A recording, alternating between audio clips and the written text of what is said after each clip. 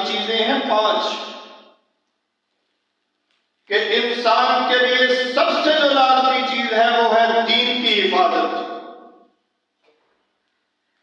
یعنی وہ لوازم جن کے ذریعے زندگی آسانی سے گزر سکتی ہے، ان سب کی حفاظت انسان کے لیے سب سے مقدم ہے،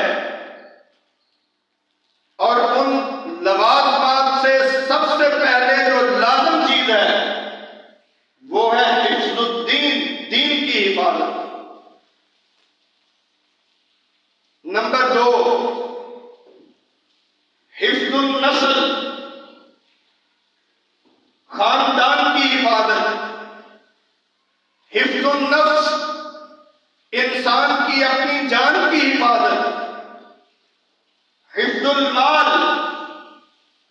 اپنے مال اور پورے معاشرے اور پبلک پراپرٹی کی حفاظت، جو ریاست کی پراپرٹی ہے اس کی حفاظت۔ اور 5ویں نمبر پہ ہے حفظ العقل،